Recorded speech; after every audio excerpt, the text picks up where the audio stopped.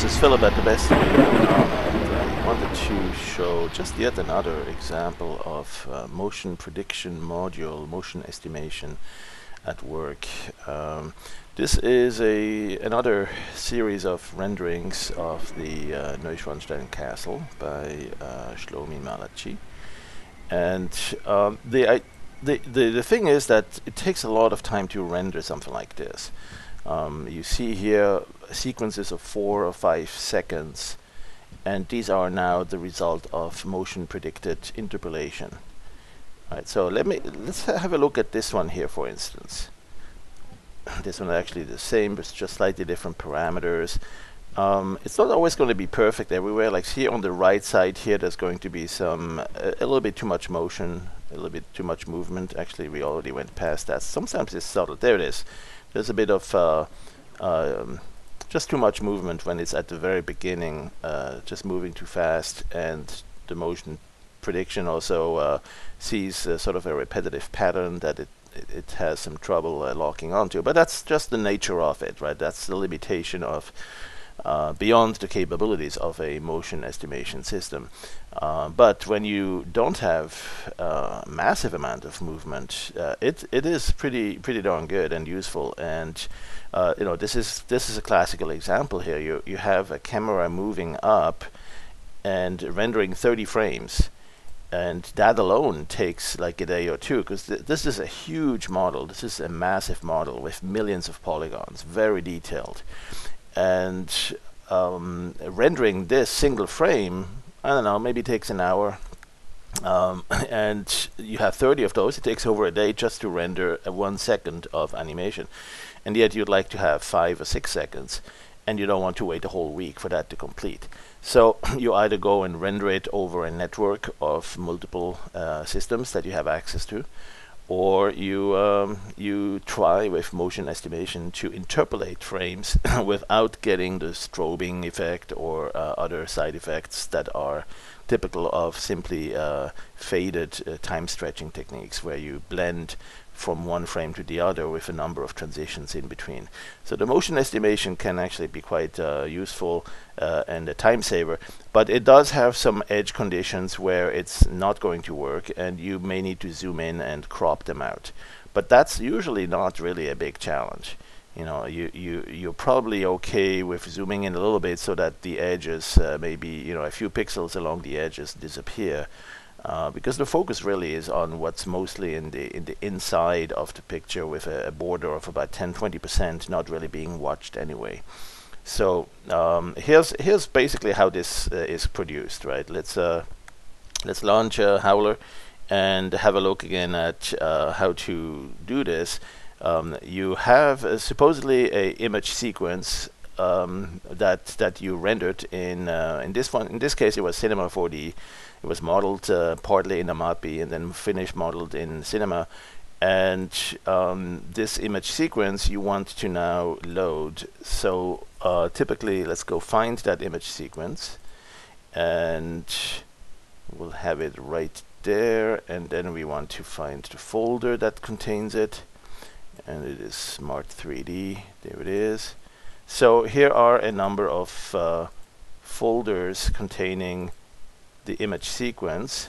Let's see, I don't know which one that particular one was, so let's just take a lucky guess here, maybe number 7, I don't know. So we can take a few of these just to see when we load those if that looks like the same.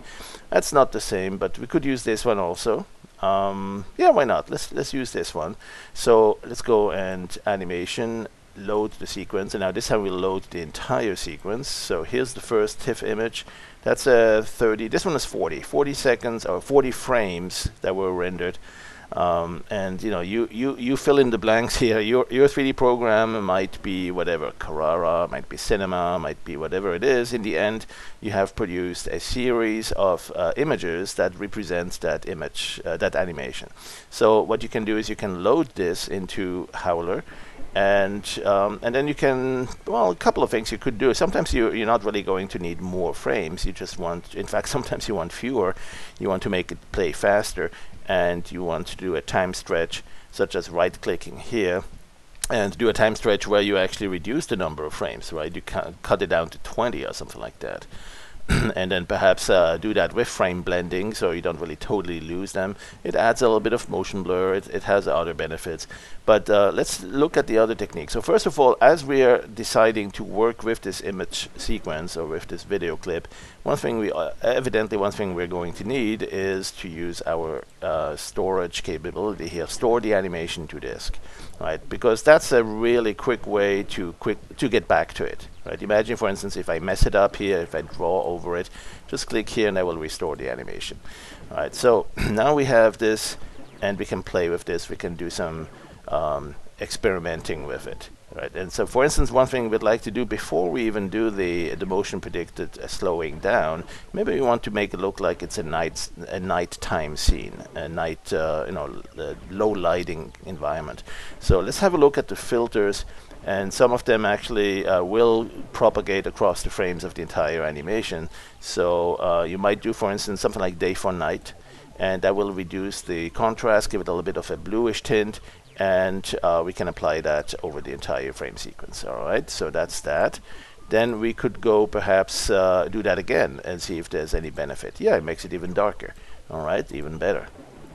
And then perhaps we could go to add a little bit of a soft contrast improvement. That one will add a lot of kind of a dizzy, blurry look to it. If you make it too much softness here, you can increase the exposure though also, and reduce the level of that blurriness if you want. It's not really blur, it's more of a light diffusion. So that can also help to give it a bit more of a, and then I click animate here, to apply that across the whole sequence. That can also help to give it a bit more of a misty look, right? And there's others. There's the light diffusion, of course. Let's go do that. So here you add some brightness to, have the bright pixels expand into their neighboring dark pixels, and so that adds a little bit of contrary to the dark diffusion. Let's use the light diffusion and make it good quality if you are ready to wait an extra second. And there you go. So this is a bit more hazy looking now. Let's go store that one, because that one's a good middle point there. Store that one to disk. And so now we have this one available. See how we can just click back here, restore this one, and then click this one and restore that one. And of course, each of them have their merits, right? You might prefer this one, you might prefer the other one. One thing I'll do also is I'll add a lens flare, like a bright spot here, but kind of like a sun, or not the sun. The sun is shining, or maybe it's the moon that's shining from over here, but we'll have a bright star over there. That would be something we can do with the timeline editor and the shall we go, the lens flares. But you know what? Let's focus rather instead on that motion prediction. So I'm going to go to the filter animated and ask for the motion prediction module there. So that's where we have motion estimation, and we can do a dry run at first and just let it rip. Click OK. And now instead of a 40 frame count, we have 118, so about 3 times as many. And it's fairly decent. I mean, there are not too many side effects here visible when you just click and try it.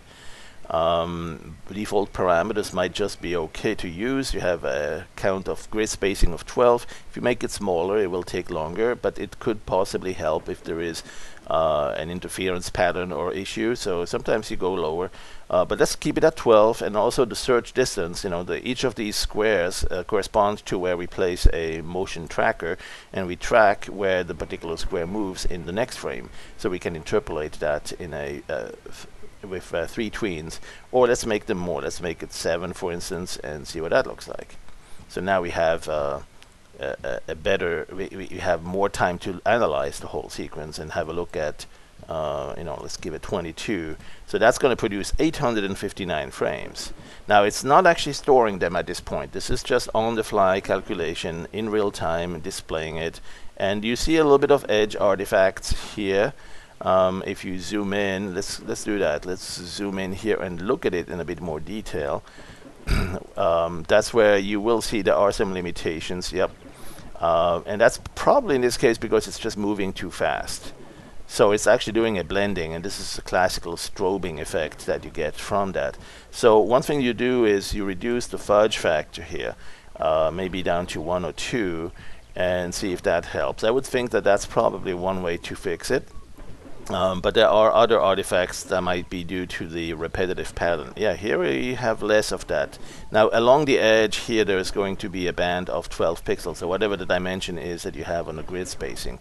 And that one you can make smaller, but then again, be prepared for other slight artifacts. You might see some swimming and on these repetitive lines here. That as a pattern could be a bit of a challenge. Not too bad here, not too bad. I'm actually surprised. The thing I'll do though is I will also say, you know, there is perhaps a little bit of noise, and I'm going to have it figure the better pixels by giving it a stochastic average. So I'm going to go with stochastic 5, and let's go and go with that. So now we just need to wait a little bit. You know, if you compare the time it takes to do this compared to the time it would take to just re-render the whole sequence, it's nothing. This is a blip. This is a drop in a bucket, right? It's a moment in time, whereas rendering just one more frame would be another 10-15 minutes or an hour, depending on the complexity of that model, and depending on the quality of the rendering you're looking for. So here we are actually rendering 22 frames. Each time you see an update, 22 frames have been rendered in between. 22 tween frames are being interpolated from a current to the next frame out of a total of 41. So that gives you an idea of how much of a time saver that is. Of course, we want to make sure it is not just a time saver, but also the images are of usable quality. So, you know, that's something you'll have to verify in your particular images. Here, once we are done, what we could do is one last level of quality improvement on top of what's already happening, and that is to give it a refinement pass. And so that's a pixel for pixel recalculation of the first pass.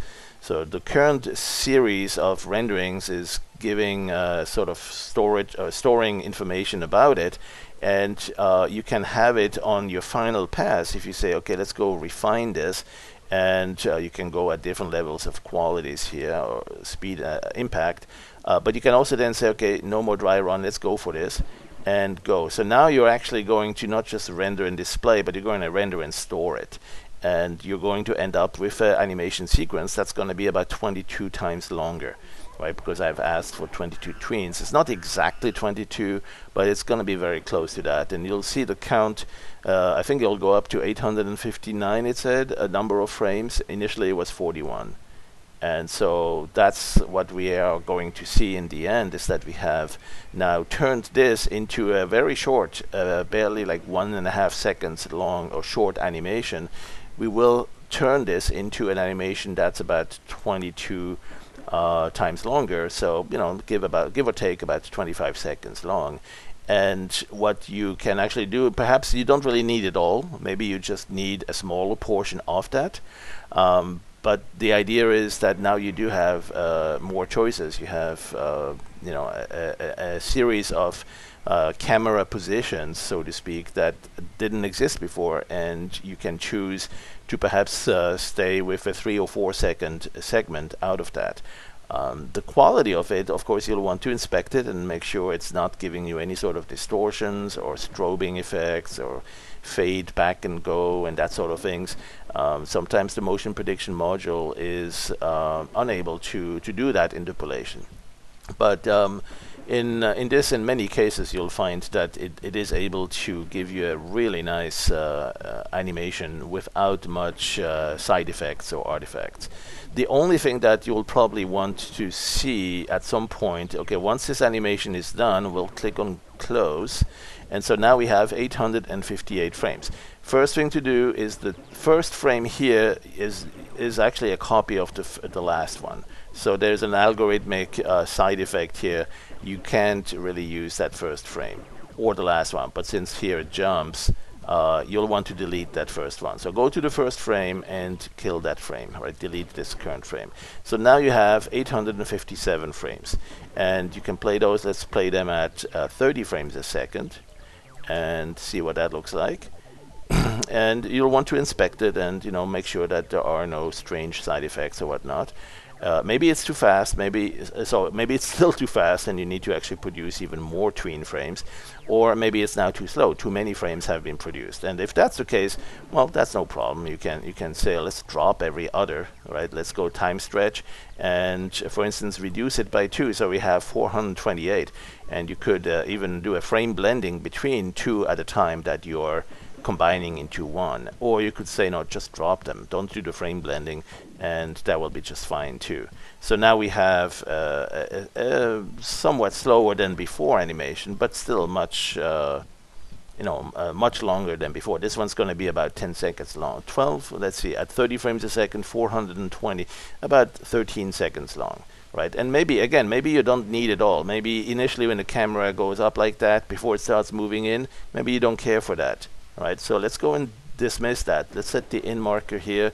Let's go around, just around here to that point. Set the out marker. So these frames have been marked. Right click here to delete them. Delete that block. And once that block is gone, we probably have about 200 frames left, or 300. Let's see how much of that we deleted. I think it was about a good third of the 400 something. Yeah, so there's 292. Now that's probably a good starting point. We're still a few frames. Let's go one more time. Set the in marker. Let's move there. As we're starting to really move forward, that's what interests me here. I want to keep that sequence. So these frames also, once again, we'll delete, right click and delete that block. And so there are fewer frames now, just about 230, 220. Yeah, 200. Oh, look at that, 199. So about 200 frames, and we're just moving in very slowly in here. And so that's this nice thing with this animation. The next thing we'll want to do is perhaps add, let's see, first of all, store it. Again, we are reaching a milestone here. Let's go store that to disk and remind ourselves of all the different things we have done already here, right? We have, this is the original. This was the original. And if you want it bright and sunny and shiny like this, keep doing that, use that. But maybe sometimes you want something that's like Lord Frankenstein here. So you have a more creepy looking castle, or you have the beautiful long slow animation, and maybe you'll add a crow or an eagle or an owl or some bats flying around in the foreground, or maybe some lightning storm or snowstorm rain and whatnot. Lots of different special effects to add to that. But look at that, now we have a nice little animation, and it took us what, about 5 minutes, whereas each frame, rendering each single frame on the original system with the cinema, this being a huge model, took about an hour or so for each frame. Maybe not quite that much, maybe 15 minutes, but we're talking about a fraction of that to produce 20 times that many frames. So let's see, what else? Oh, maybe we need to increase the crispness of that video, right? It's a little bit blurry now, a little bit soft because of, well, the blurriness we added, the light diffusion. Maybe you want to give it a bit more crispness to it, or sharpness. So you can go to sharpen that. In fact, there is one I really like. We always see the sharpen and the unsharp mask. Those are classics in any video editing tool. But there's a digital photo enhance that will do wonders for stuff like that, where you can go to HSV or YUV and increase the quality without having too much of the embossing noise added to it. So I like to try with that. And then go animate that so it applies it over the entire image sequence. And sometimes you change your mind and you say, well, okay, that's nice, nighttime and all that, but now I changed my mind, I want to actually see it back during the day. You can actually turn it back into something a little bit more high contrast, and one quick way to do it is to simply expand the dynamic range. You can see that here from the image and say expand dynamic range. Now before I do that, again, this is one that I want to keep coming back to, so I'm going to store that with the crispness added. And perhaps at that point I'll go to expand dynamic range. So you see it's already a little bit lighter. It still has that bluish tint though. So what we'll do next is perhaps add some color changes to that. Not that we can really reproduce the original coloring, but we don't really need to or want to either. So let's see if we could go to the adjust color, and many of these filters have still that animation button in the middle to apply that setting for everything in the sequence. So you can add a little bit more on the red, reduce the green, or increase that as well. And soon enough you'll see, or maybe that's the multiply to change the color, or that's the additive mode to kind of saturate it. Got to be careful with that too. And then sometimes you want to do that at the advanced level with just a little bit less on the red or more on the green or whatnot, and do that differently for the shadows, the dark parts, and for the midtones and for the highlights. So the highlights you might want to make brighter. Well, there are no real highlights here. It's still all a relatively dark scene. But this one here, you can see, maybe it's a blue moon, and so you have a lot of blue tint to that. Or you have a blood moon, and it's more of a reddish tint that you're looking for. So lots of other things to experiment with here. Let's see, what else did I have? I was thinking about adding here to show something that might be of value. We do have auto balance. Oh, look at that. So that one kind of is interesting, because there you can go and do a white balance automatically based on whatever area you're selecting, right? So you see the before and after. And that auto balance, you can go through the entire image here and select, and also set the size of the area of interest that you want to do your auto balancing. And careful though, because that kind of thing can create very different high contrast results here. But let's have a look here. You can do the white balance. You can change the exposure, and say, for instance, okay, if I focus on the dark side, I want that to come a little bit brighter. If I focus on the bright side, I want that to become less bright. So it's basically adjusting everything and accommodating it to fit what I'm pointing at, right, where my auto balance is. And so that can be a really interesting experiment too here. Let's apply that through the entire sequence. That might actually add a little bit of glimmer or flicker, because the hotspots that it's looking for is moving, or it's static, but the image is moving. And so as a result of that, it looks almost like, yeah, there you go. It looks a bit like good old-fashioned film flicker, right? So if it's going too fast, though, maybe you want to do a little bit of a blurring across frames, or what we call a ghosting. So go to the timeline editor. And in the timeline editor, you can go and add some ghosting. You can add the old film look to that too. So there's going to be some little hairy and little scratchy and little bits and pieces of dust and so on. A bit difficult to see in the preview, so let's go and apply it and see if we like it. Yeah, you can see here that that's really starting to look like Grandpa's movies here.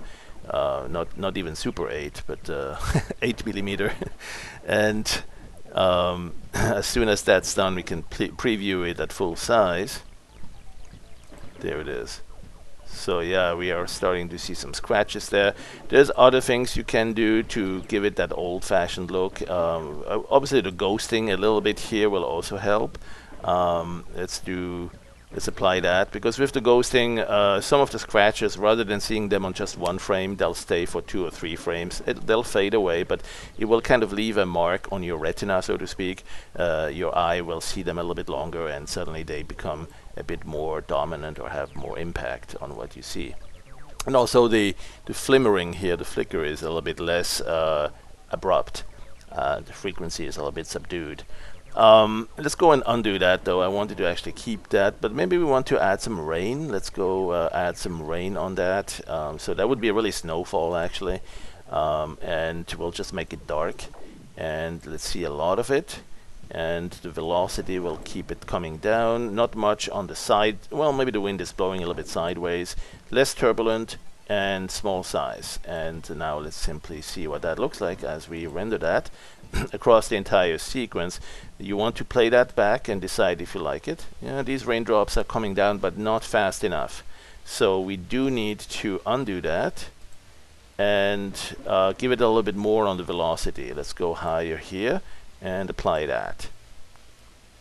Okay, and then now that we have There you go. Now the raindrops look a little bit more like streaks, a little bit more like lines. We don't want them to go too fast and start seeing individual dots, but this is fairly decent.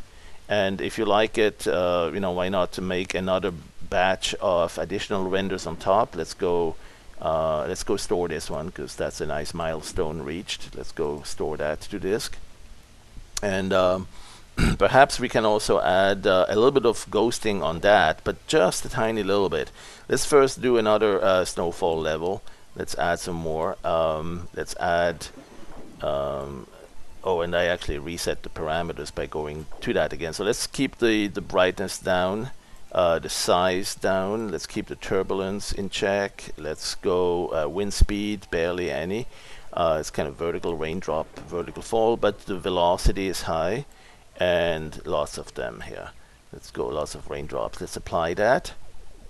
And by the way, there are other ways to add snow or rain.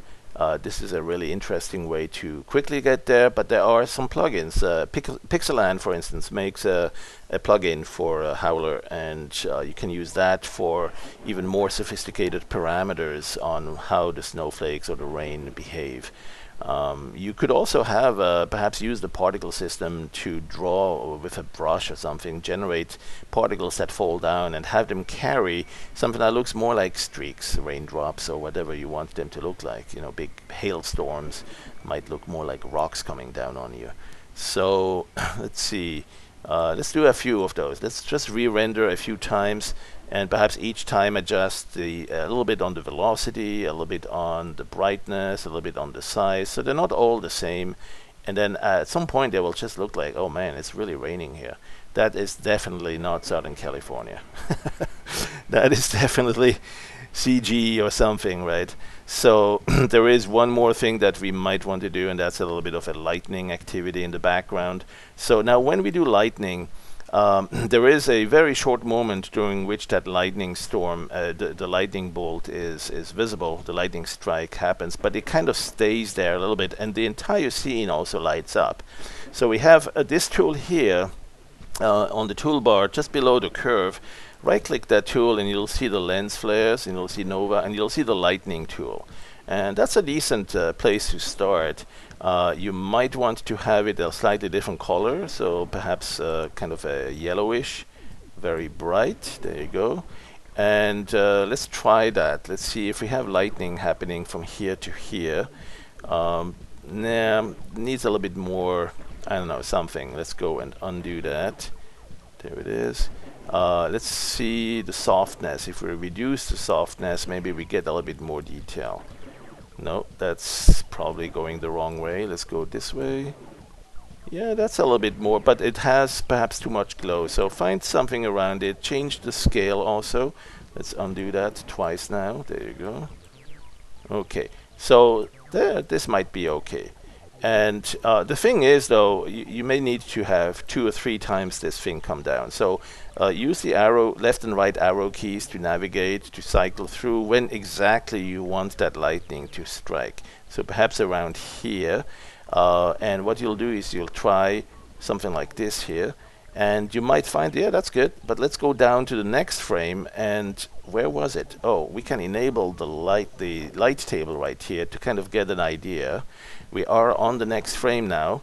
Let's go back to this one. Okay, so here's the maximum intensity, and then here it fades away because the light table shows you just one and then the neighboring 2 frames. So here it is. Let's go to this frame, and here we'll want to just have kind of a twin sister lightning next to it. Sometimes you'll see that in a real lightning storm, and then like a few seconds later, when everything is calmed down, let's go and turn that light table off. You'll see something again, and it might be slightly different position or orientation, or it might be, you know, maybe it hits the castle right there. So do a couple of those. You don't have to be just one brush stroke or one instance. You can basically have it like that and put the lightning. I know, does it hit the castle tower? Something like this. Okay, and you know, play with that a little bit to create a little bit of a really scary scene here. And of course, what we'll need to do is have a little bit of a persistence where it stays on film, and so for that we could use also the ghosting, so that it will kind of do a frame blending that fades over the animation. So the ghosting is a good trick for that. Try just 2 or 3 levels or 4, not more than that.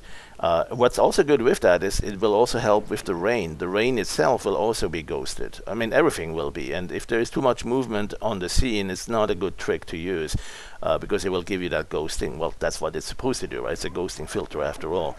But now here what you see is that the lightning is coming in.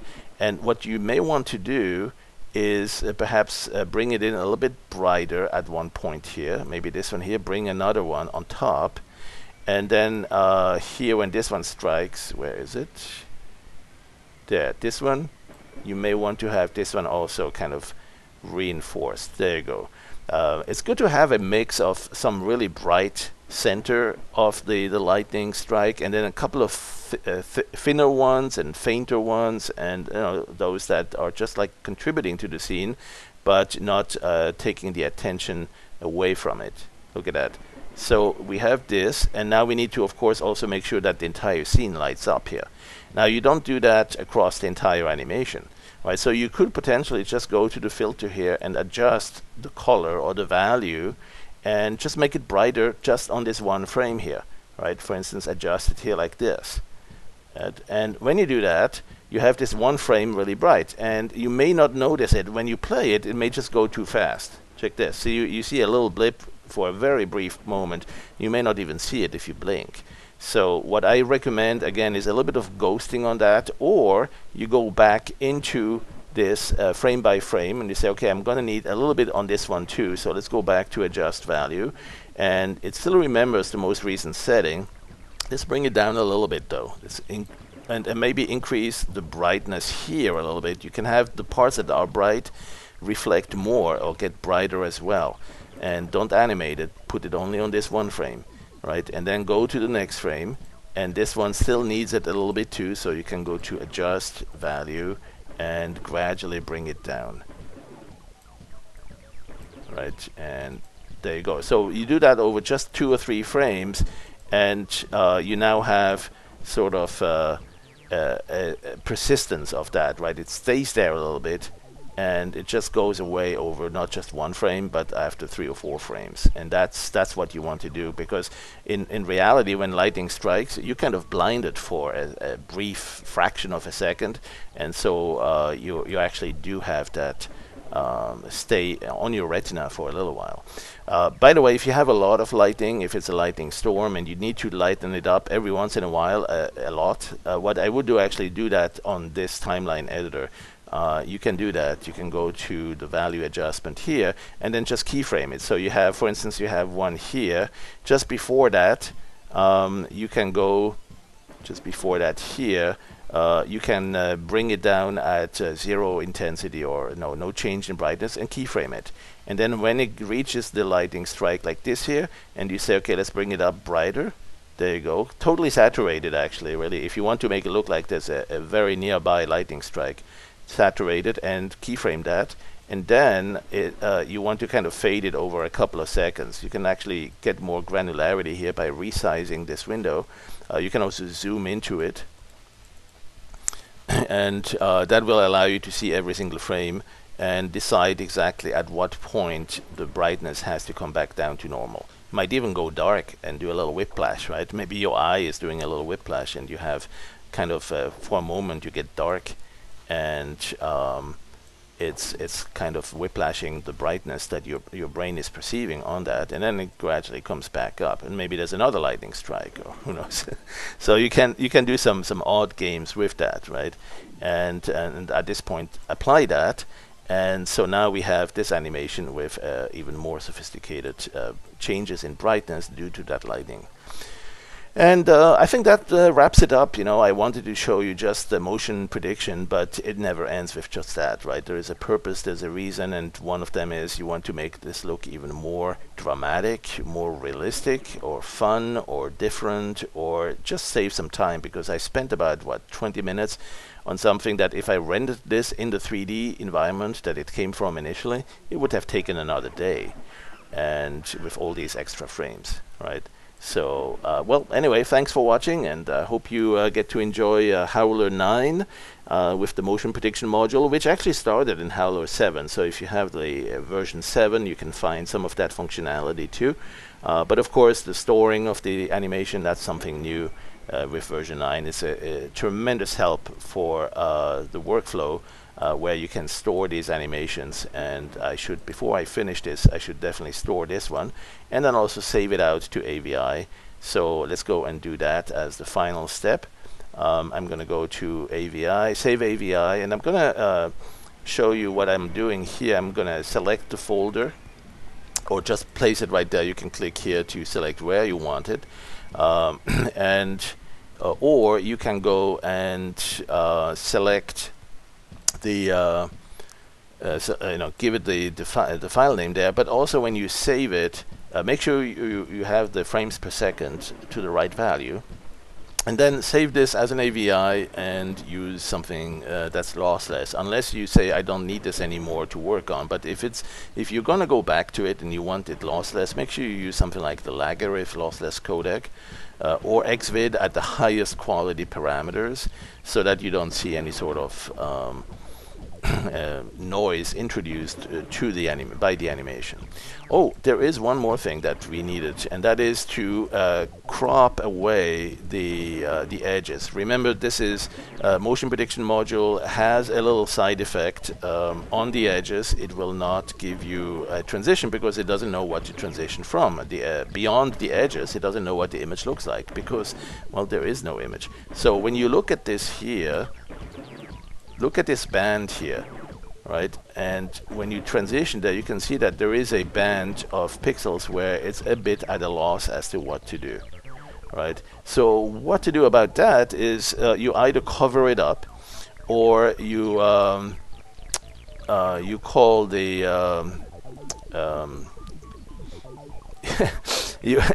I don't know, that just didn't work. So what you could do is zoom into that a little bit to the point where the narrow band of unusable pixels are basically no longer visible, because you're going to zoom into that. So what you could do is you either use a timeline, or right here actually you can go to the filter and transform, and when you transform, you don't need to move it around anymore. All you do is you scale up a little bit.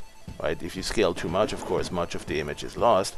But what you can do is you can scale it to the point where it's okay. Now you can see that the edge is not going to exhibiting any sort of artifact anymore, because we've cropped it out. Right? And we've cropped it out really by scaling up the image and ending up actually still having the same dimensions in the end. So that's nice. The other way would be to actually crop it, but then you have a smaller image. And if you still want it at whatever it was, 960 by 540 or 720p or 1080p or whatnot, you will need to resample it up. This actually kind of does the same thing at the same time. It scales it up, same effect, or very similar to resampling. And it maintains the original dimensions, which you can see here under the image menu and image info, and it's still at 960 by 540. So we're all good.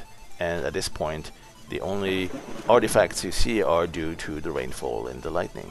Isn't that beautiful?